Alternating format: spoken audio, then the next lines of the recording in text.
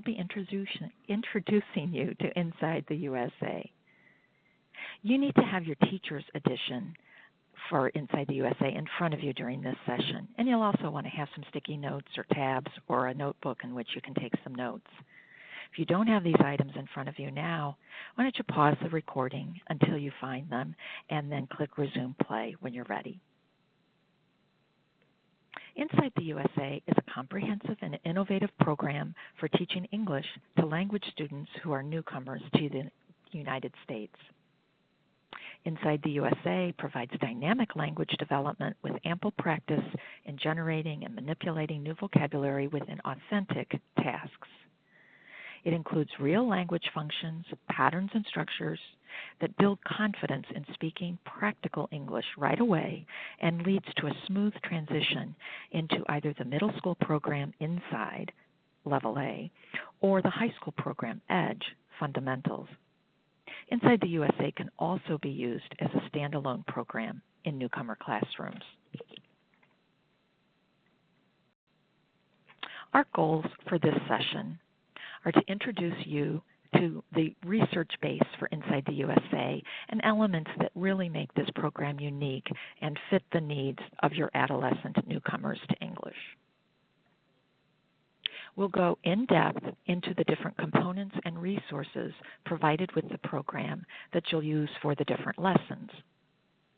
We'll take a look at the instructional flow for language and vocabulary, for learning to read, and then also for the alternative support ideas for certain students, and of course for the teaching routines for vocabulary and reading that you will use throughout the program. We'll also take a look at how Inside the USA assesses students and gives you, as the teacher, valuable information to inform your instruction. Ultimately, we want to prepare you to use Inside the USA in your classroom right away. So Inside the USA is for a number of different students. It's for non-English speakers, for students with an interrupted formal education who come to this country, for students who are maybe not literate in their primary language,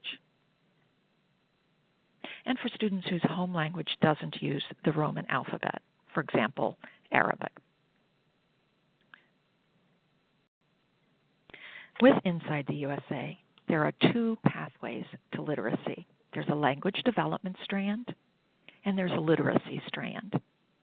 We're going to take a look at the language development strand first to talk about how vocabulary, language functions, and the theme books for practicing these skills are used.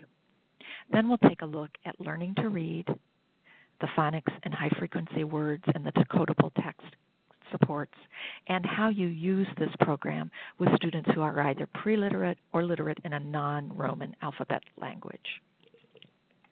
Let's get started. Inside the USA has two renowned authors. Dr. Deborah Short, you may recognize her name, is one of our authors.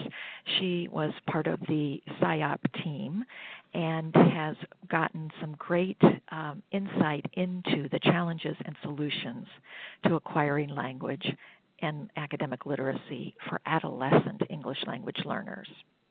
We'll talk in a minute about some of the findings of her research.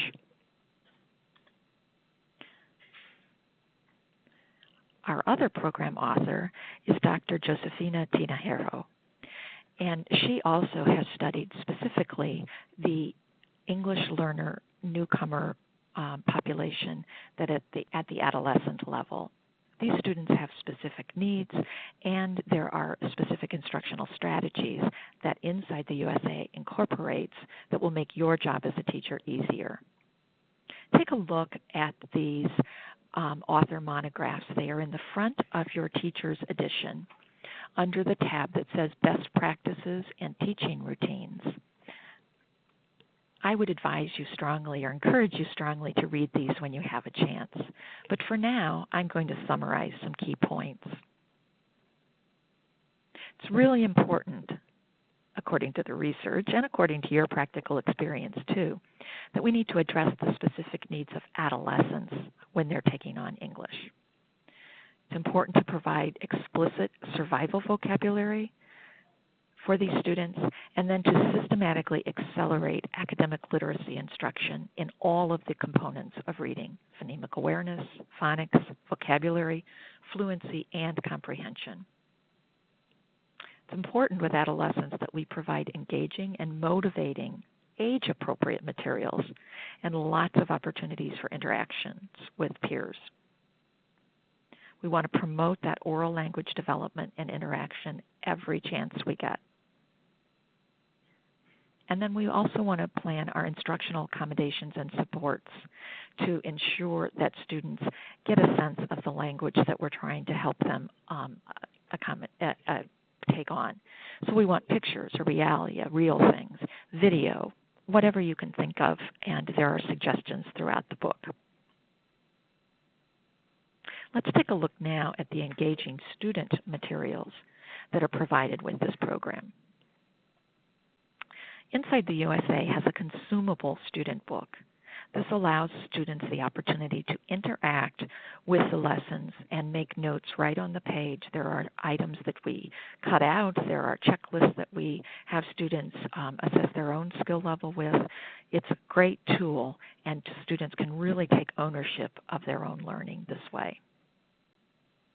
There's also a practice book that provides additional support and practice for letter-sound association, for high-frequency words, and also provides you some decodable stories that you can tear out. Additionally, there are theme books, one for each unit, that go along with the lessons that are the skills that are being developed throughout the lessons. These are age-appropriate for adolescents and share inspiring stories of newcomers that your students will relate to as they read. Teachers also need comprehensive resources for new programs. There's a teacher's edition that has thorough lesson plans and provides you all of the additional supports that you're going to need for the different types of students that you'll be teaching. There's an assessment handbook that has reproducible masters to help you monitor your students' progress. There are vocabulary picture cards. There are a number of them, 222, that help you introduce basic English vocabulary. There are also sound spelling cards. There are 26 cards, one for each letter of the alphabet, and that have visuals and mnemonics that will make learning the sounds and spellings easy for your students. There are also phonics picture cards, 189 of these, that will help you practice and reinforce the different sounds and words. There are decoding transparencies and phonics transparencies that allow you to project what students have in their book that makes it easier for you to teach and easier for students to learn. There are also write-on, wipe-off boards that, with dry erase markers, that really make it an interactive lesson or session between you and a small group of students. Students write their responses, can compare with their peers, and then can erase the evidence just as quickly as they wrote it down. There's also a word builder CD-ROM that provides an interactive game where students can practice letters and words in a fun and interactive format. You're going to want to take some time to explore the different resources and components of Inside the USA prior to beginning your instruction. Whoops, for some reason that slide is in there twice. Let's go on. Okay, let's take a look at the instructional path for Inside the USA. We're going to go through Unit 1 and look at the different elements that are part of each unit. The unit parts are similar, so no matter which unit you're going through, the flow is the same. There's always a unit launch activity that sets the stage for the unit's theme. It builds background and provides you a preview of what students will be learning, and provides you and the students a preview of what they're going to be learning throughout the unit. The next three parts, you'll notice, are consistent and repetitious. You try out new language, you teach vocabulary, you work on a language function, and then you wrap up with a language activity that varies from part to part. After that, students complete a writing activity that again helps them put into practice all of the skills that have been taught during the unit. Let's look at the lesson planner for Unit 1. You'll notice that there's a flow for vocabulary, for language, and then at the bottom you'll notice learning to read and alternative support. We're going to talk about that in a minute. But notice how each of the parts, this is a nice spread for you in your teacher's guide that's at the front of each unit that helps you understand and lists the specific vocabulary words, the language functions, and then the type of language wrap-up that you'll be teaching each section of the unit. Gives you a nice overview of what's ahead. The language, I'm going to go back to this 1 minute, excuse me. The learning to read and alternative support sections we're going to talk about after we go through the vocabulary and language sections. So hold your thoughts on that. Students also get an overview of what's in the unit. And this is really helpful, especially for adolescents, because even if they come to us not knowing English, they most likely come to us with the adolescent mindset of wanting to know what's going to be presented to them and perhaps wanting to take charge of their own learning and track their own progress. So each unit provides the overview for the students, and then they'll learn what they're going to do in terms of trying out language, the vocabulary, the functions, and the patterns, and then the wrap-up that they'll be using. It just makes it nice for them to track. So the unit launch activity introduces the unit, builds background, provides lots of rich photographic resources that allow students to experience what life and school is like in the United States. Gives newcomers the tools they need to begin building conversational fluency. So each new unit is introduced. After we build the background, we preview the unit by taking a picture walk and beginning a class mind map with the concepts and vocabulary that they're going to be using throughout the unit and then later on in their writing. You'll notice, if you're looking at the unit launch pages in your teacher's guide, that the teacher wrap, which is the text that goes all the way around the sides and the bottom of the teacher's instructional pages, also provides you some information about introducing the unit project. Each unit has a project that reinforces and allows students to further consolidate their understanding and build their skills. We're going to go part by part through the units now. There's some consistent lesson types in each instructional, Part 1, Part 2, Part 3. The first thing that you're going to do is have students try out language. And this involves a song or a chant, and you can play these on the CD. You can have students chant with you. It's really a motivating thing that kind of introduces the language in a low-key sort of way, in a fun way. Next come the vocabulary lessons. These are use consistent, predictable routines, and we'll talk about those routines. Then the language function lessons provide explicit instruction in important social and academic functions of language, such as giving personal information or asking and answering questions. Then each part ends with a language wrap-up lesson that allows students to apply their new language in a motivating way. The language wrap-up lesson is different for each of the three parts. Now, let's work our way through each of these lesson types. Try-out lessons. If you've got your teacher's guide in front of you, you might want to find Unit 1, page 4. Nice to meet you is the lesson. The tryout lesson allows students to start generating and manipulating language right away in a safe, risk-free context.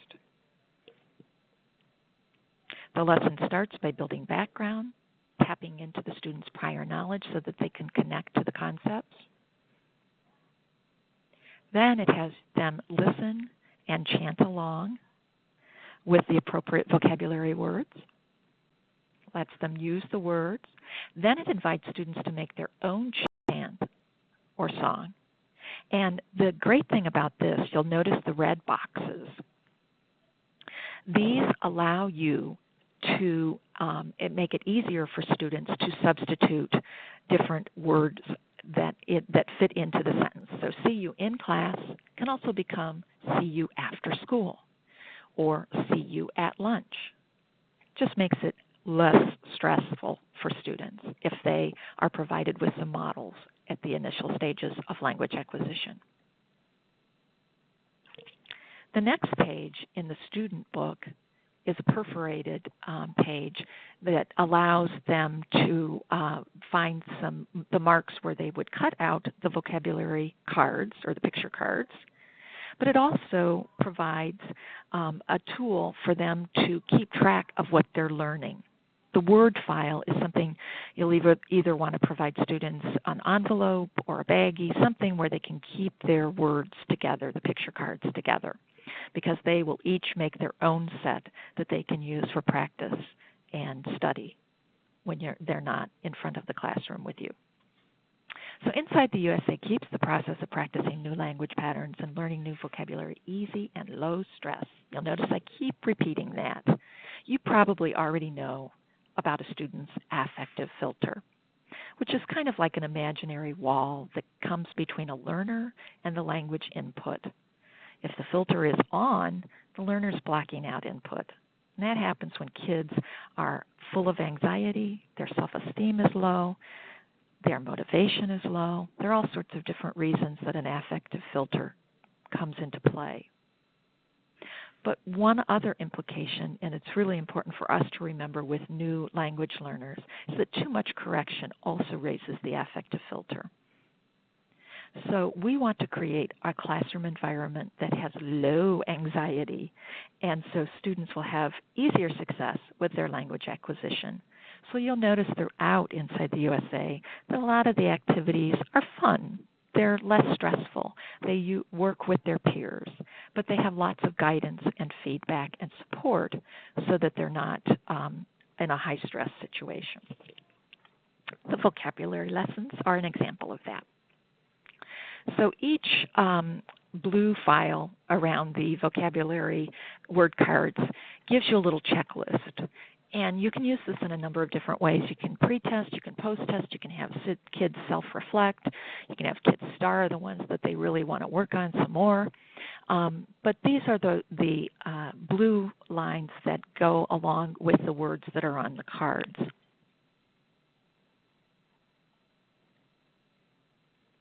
Students will cut out the word picture cards. They're vivid pictures of real-life situations with labels where the language would go. They're manipulative cards that they're going to keep to accelerate their language acquisition.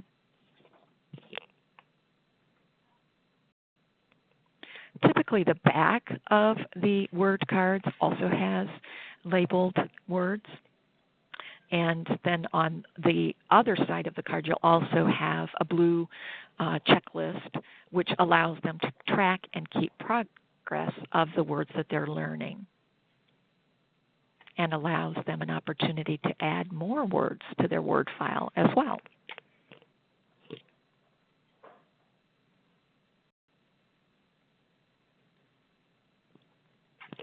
Vocabulary routines are consistent routines that help you teach vocabulary in a manner that helps students learn the routine so much so that they can not focus on how they're learning and focus instead on what they're learning. So one of the vocabulary routines that we're going to use, we're going to go over it here, and the vocabulary routines are found in your teacher instruction on the wrap that goes around the lesson pages, but they're also found up front in the professional development section. So they are behind the first tab that says Best Practices and Teaching Routines. The one that we're going to go over now is Vocabulary Routine 1. It's actually on page PD 12. But if you have your teacher's guide in front of you, you're going to want to find the second lesson Lesson 2, Vocabulary in Unit 1. That's what we're going to be going through right now. So the first step is to check for known words. We want to have students work with partners and identify the words that they already know, and have them read aloud, or as you read aloud, and point to the pictures. The next thing is to present the words to the students. You're going to define the category. You're going to give them some background information. You're going to connect them with the visuals. You're going to have them say and use the word, and you're going to have them practice the word. That would be as a group. Now we're going to have them practice with a partner or a smaller group. This is a little bit higher stakes. Some students might be shy in doing this. As you well know, at first you might have to work with a few of them and monitor that closely. But students practice to put it into their own words and context. You'll notice these throughout, the little red arrows. These give you some quick tips if students are having difficulty. Finally, we will have a suggested activity for extending their vocabulary. Sometimes it will offer a different vocabulary routine, as in this case with vocabulary routine 5, or it will give you ideas for adding to their word bank. In this case, it's asking you to have them look through magazines or newspapers to find the words and label them.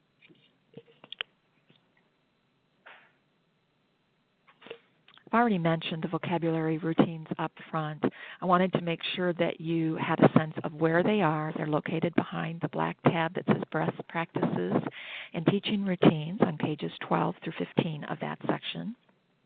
And there are 5 different vocabulary routines. We won't have time now to go through them thoroughly, but you're going to want to make sure that you go through each of these and become familiar.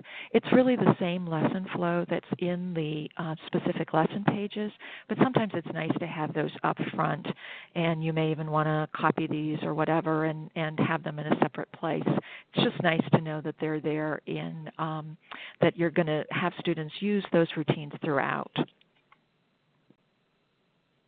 Another thing that is another tool for you that comes throughout the lessons, it will vary from lesson to lesson, are cooperative structures. These cooperative learning structures are such that you can have students participate in and put their new language into action. They're just some fun interactive ways that have been proven by folks in cooperative learning research to support instruction. The particular one that's shown up here right now is called Inside-Outside Circle. This is a great one, especially if you have a number of students and that, as adolescents tend to be, are a little antsy. You can get them up and moving around and talking to different people that they might not talk to ordinarily. So it's a great activity. You might even want to put these cooperative learning structures up in the classroom so that students understand what the process is. Because again, you want them to know the process so they can practice the skills. Other cooperative learning structures included, you'll find them on page 44 in the PD section up front, are Inside-Outside Circle, which is what you see here, Team Word Webbing, and Think, Pair, Share. Let's look at the lesson features for vocabulary lessons. And you'll notice these throughout the different lessons. You'll note direction icons. These are also in the student's book, so that if they aren't sure of the words, they can look at the visual and get a sense of what it is that they're being asked to do. And then partnering opportunities. These are also in the student's book.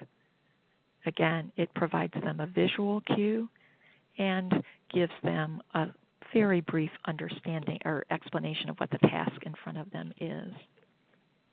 The next features are in your teacher's edition. Directs you to the vocabulary routines. And then there are many opportunities to provide differentiated instruction. And you'll notice the colorful blue, orange, and teal symbols there. And you'll see that periodically throughout your instructional flow. And when you do see that, you can look at the bottom of the Teacher's Edition page, and you'll find some suggestions for differentiating instructions, especially for students that are pre-literate or come from a non-Roman alphabet background. And then on the lower right-hand side of a number of the Teacher's Edition pages, you will find a box for ongoing assessment. And these give you quick little ideas for formative assessment as students are moving through the lessons. Gives you an idea of what you might need to, what you can omit, or what you might need to go back and reteach. Language functions come next. And these are important lessons because they are a proven way to accelerate language development. You may be familiar with the work of Susanna Dutro, who is a researcher in California, and she's out of the Montebello School District in California. But this is where a lot of the forms and functions of language and how they really do help students accelerate their language development come from. For these lessons, you'll notice that there is the language CD. You use that a lot. You'll also have students use their Word file pictures, and it will tell you specifically which tracks of the CD and which picture cards you'll want to have them pull out. So again, with the picture cards, you're going to want to have them keep them in an envelope or a folder or on a ring, something that will help them keep track of them. Language function lessons introduce the patterns. You'll teach and model the patterns and have students practice saying it different ways.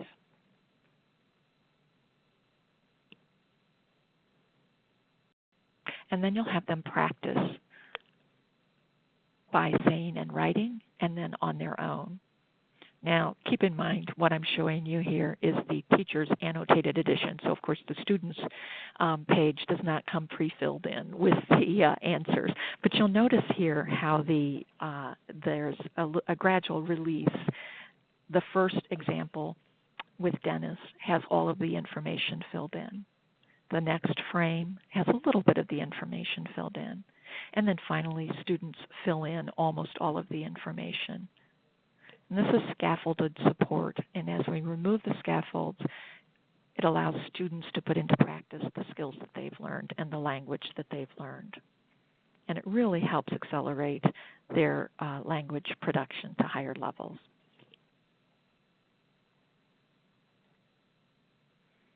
Finally, at the end of each section, there is a language wrap-up. At the end of part one, it's play a game. Now, this is an activity that allows students an opportunity to synthesize and apply new language skills within an engaging context. It's motivating, and it keeps that ever-important affective filter low. Plus, they have a lot of fun with it.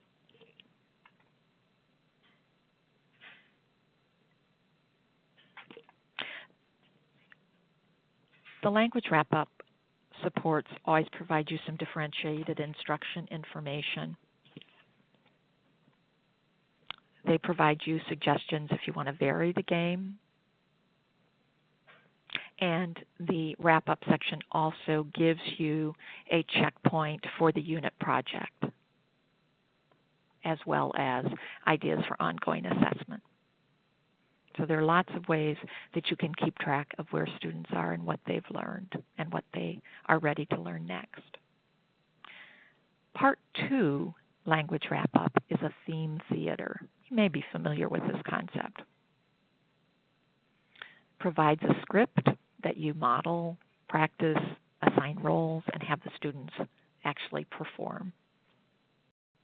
This one follows a reading routine, which you'll find on the teacher text at the lesson at the point of use, but also up front in the routines, in the behind the best practices and teaching routines tab.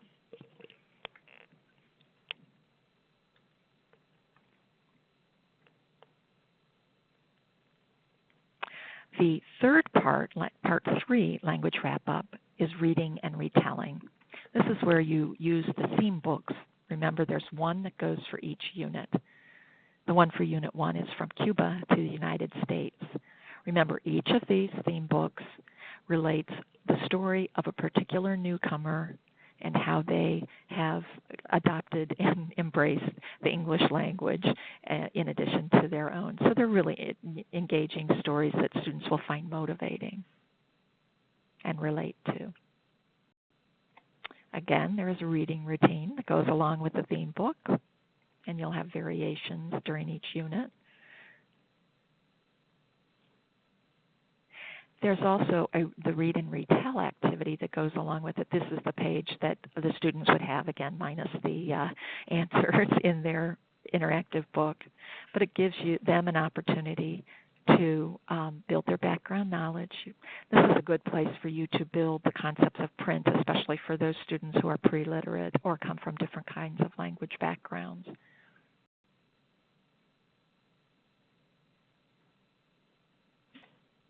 Then it's really important to have students read the book multiple times.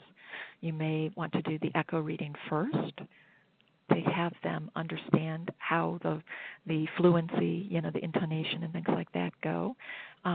Reading to restate, so they would pause after each page and summarize what they had just heard or read.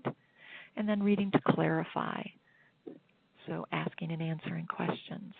You're also going to want to have students collect new words that they find and complete them and figure out the word families throughout the book, and there's a word web for that. Next, you're going to have students summarize by completing the chart. And again, this page shows the answers. You might want to have them do it as a group at first, or as a whole class at first, or small groups, or as partners as you progress through the units. Then they'll retell the story using their chart, using the word web, and then you're going to assess their retelling using a retelling rubric that is in your teacher's guide. You may also, depending on the level of your students and their familiarity with school and instruction, you may want to share the rubric with them ahead of time. Sometimes it motivates students. Finally, to kind of consolidate all of the learning that has gone on in a unit, there's a writing lesson and activity.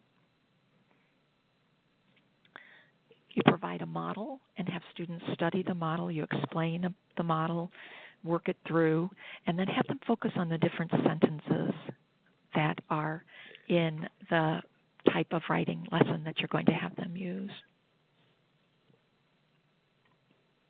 So for example, this one talks about the theme book, as many of them do. Ask some questions, give some things to tap into that prior knowledge. Then this particular lesson is writing about yourself, so you're going to want to draw your students' attention to the types of greetings, the types of sentences, and giving them a model of what they can use to write about their own experiences. Each lesson also will give you a focus. So this one is focused on sentences. Some of them might be focused on capital letters, focus on plurals, but different things that make English the language that it is, and the kinds of things that students will need to master in order to write fluently. Then students will complete a writing frame to write on their own and share with their work with a partner.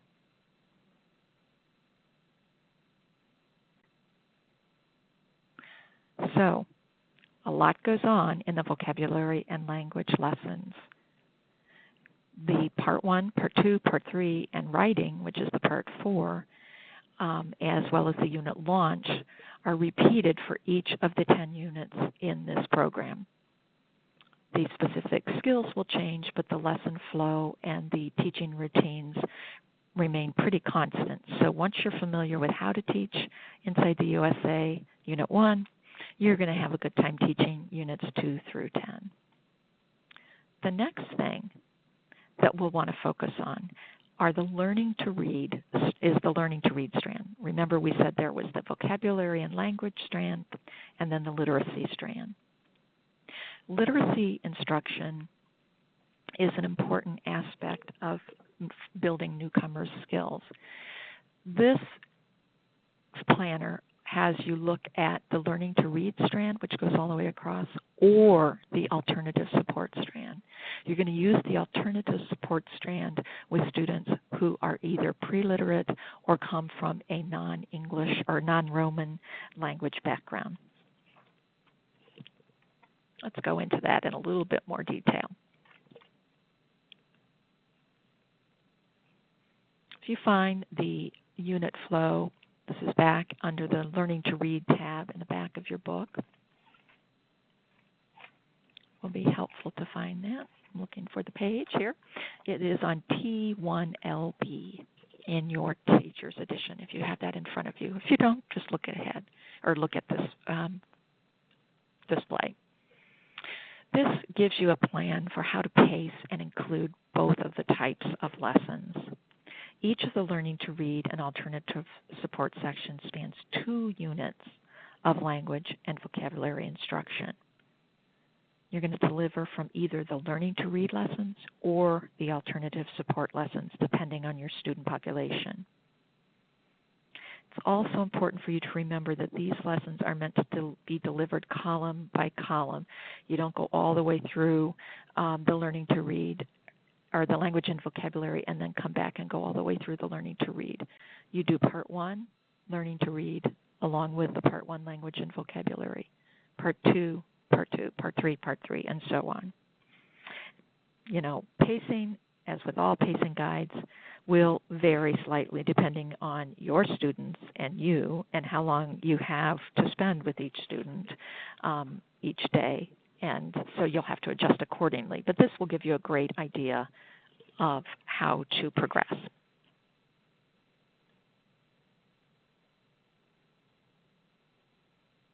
You can also find the pacing guides online at USA.InsideNG.com. Let's take a look at the specific resources you're going to use for learning to read. We introduced these up front, but I wanted to make sure you had them in front of you again. The sound spelling cards, the transparencies, the phonics picture cards, and then the high-frequency word and letter cards that are in the practice book are going to be really important resources for you to access during these lessons. Additionally, the Word Builder CD-ROM provides a nice opportunity for students to practice their sound letter correspondences and high-frequency words. The alternative support resources are found online at the InsideNG website. And you can type in USA.InsideNG.com and sign up for a subscription to that. It comes along with your teacher's edition, so you should have no problem getting into that website. That's where you'll find specific resources for high-frequency words, letters and sounds, blending, and decodable stories for alternative support.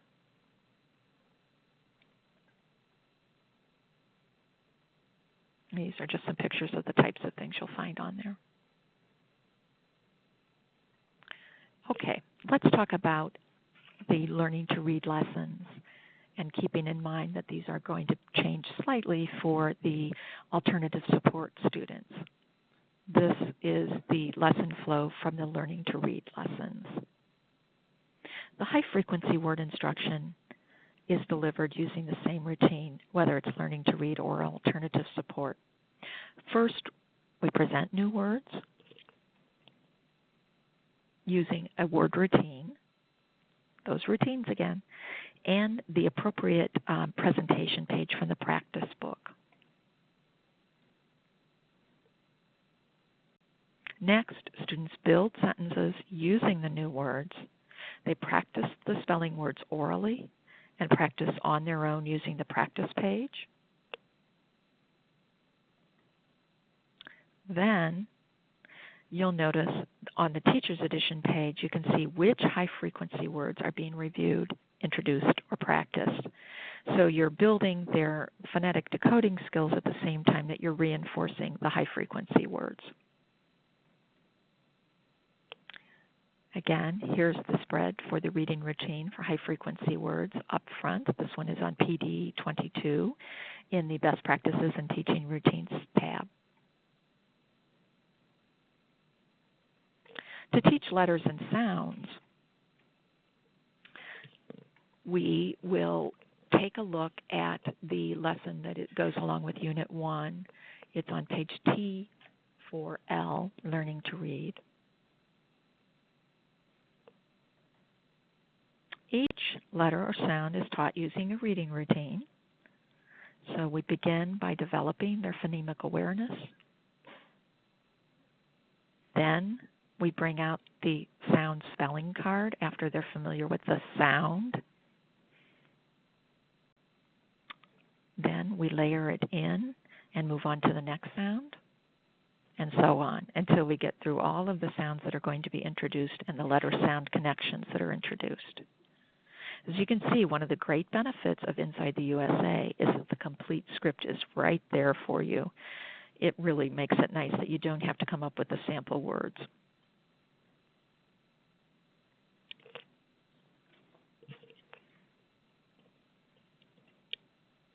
Now we're going to look at teaching the sounds and spellings. I'm going to use a transparency. In this part of the lesson, students learn the consonant name sounds and formations and the name, sound, and formation of a vowel, and then practice what they've learned. Notice that the transfer issues section on your Teacher's Edition page gives you some valuable information that helps you connect and make sense for students who come from different language backgrounds. Sometimes, as you'll notice here with Cantonese or Korean or with Haitian Creole, there really aren't sound symbol matches, so you'll have to help students through that piece. After we introduce the letters and sounds, we move on to blending. Notice again that we start with developing phonemic awareness. Then we introduce the sound spelling. Then we start blending sound by sound. And finally, we spell sound by sound.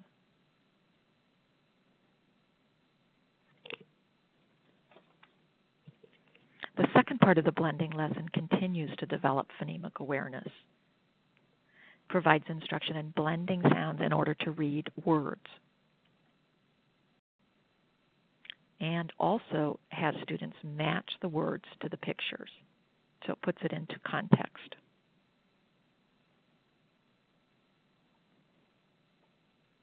Finally, after we've blended, now we are going to use some decodable text. This is where students apply what they've learned to a variety of texts. And this allows us to review the letters and sounds and to have them practice their high-frequency words. It's important to have students read the text multiple times. And these reading lessons over here, types of reading, are really important. You're going to want to have students become familiar with whisper read, partner read, choral read. Because again, once they know how to whisper read or partner read or choral read, you don't have to spend your time helping them understand the process for those three types of reading. You can just say, okay, now whisper read the first 2 pages, and so on. It just makes it a lot easier for you and for the students. They'll feel comfortable inside the routine. Let's take a look at an example of decodable text. This is one of the pages in the practice book. So the first read just provides an overview. The second read, here you're going to prompt for summarizing. And then the third read, you're going to layer in comprehension questions. Again, multiple exposures to the same text gives students an opportunity to make sure that they are familiar with all the words and then with what the words are trying to tell them. And the pictures support that. Let's take a look now at how the alternative support section for learning to read, how those lessons vary a little bit for high-frequency words, letters and sounds, blending, and decodable text. You work through the same skill types, but you provide different types of support for those students who need it. So this is showing the high-frequency word instruction. And you'll notice here that words are introduced at a slightly slower pace for the alternative support lessons. Here, students are introduced to the words on the first day and then practice them the next day. So it just spreads the process out and gives them a little bit more time to become familiar. With letters and sounds, in the Learning to Read section, multiple letters and sounds are introduced at the same time using the sound spelling cards. With alternative support, since these students are less familiar with the concept of a Roman letter alphabet, one letter and sound is introduced at a time using the phonics picture cards. With blending, we use the sound spelling cards and transparencies to provide instruction in the Learning to Read lessons.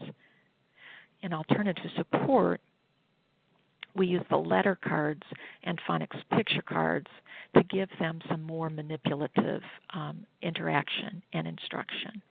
Just lets them make sense of it a little bit easier. In terms of decodable text, what's the difference?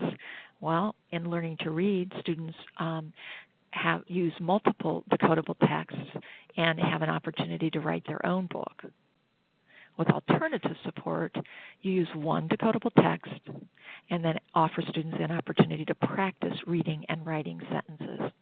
So it lowers the stress level for them, keeps their affective filter low, but also builds the same types of skills that other students are taking on. Let's talk about assessment.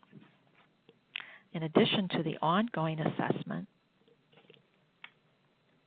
the progress monitoring, the assessments that are available on different pages of the teacher's guide, there's also progress monitoring with language development unit tests and literacy unit tests.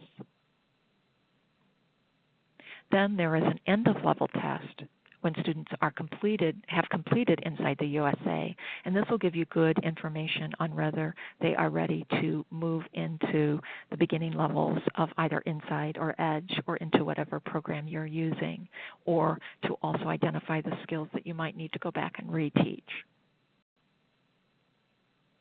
There's also a practice test.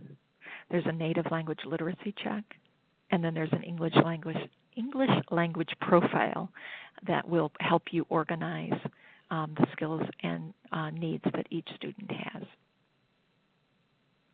So we've covered a lot in the last 45 minutes.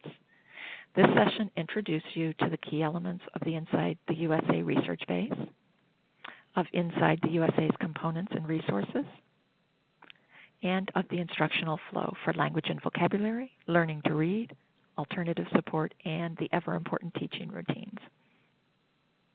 As well as we took a look at the InsideUSA assessment tools. So my hope is that now you are prepared to use InsideUSA with your students.